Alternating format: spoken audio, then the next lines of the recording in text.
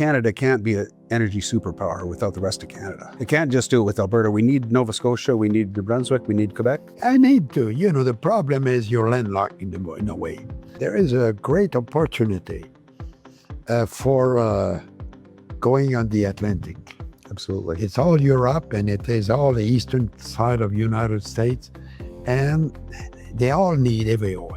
And it is the time to move. The world needs heavy oil. Yes, and the United States, they have a lot of oil, but they don't have heavy oil. So they need us for asphalt and other product of that nature. And now that if we can together move into the Atlantic, that would give a very big alternative to Alberta. Indeed. And it will diversify your market. You're trapped with only one market in the United States. And your oil is heavy. And it's precious because the way I understand it is an oil that is not in abundance as much as the light oil. It's the best oil for all the 6,000 products it can make. And now it is the least amount of GHG emissions for any heavy oil in the world. So it's good news. It's good news. It's great oil. But the problem is there's a lot of lack of knowledge. Yes. And but it is not part of the controversy at this time. One problem is nobody make the distinction between Canadian heavy oil and the other oil.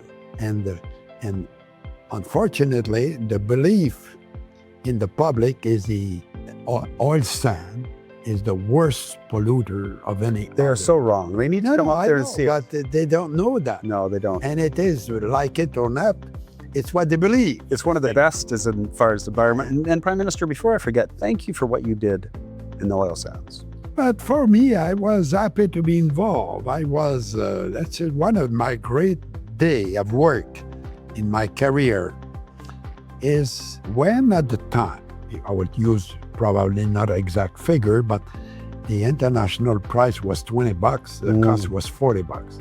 So the private sector was moving out. And we decided to step in.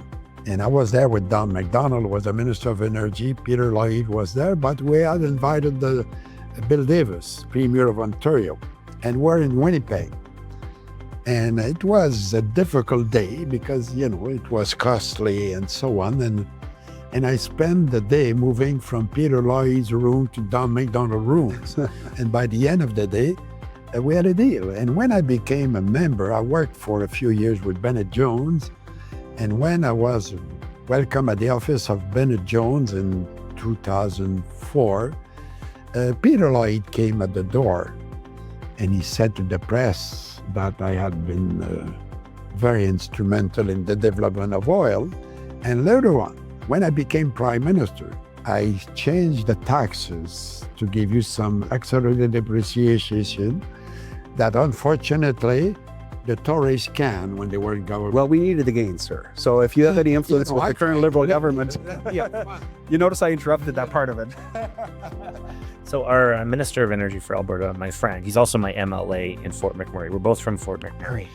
I wanted to kind of actually ask you a question and give him some advice. So I'm very impressed with what Brian's doing right now. He's meeting in a non-partisan way all over the world with different leaders from Korea, from Asia, from Japan, about getting all of us to work together to grow Alberta's energy sector, which in turn benefits the entire country. What advice would you give him on how to work on all, from liberals to conservatives to world leaders?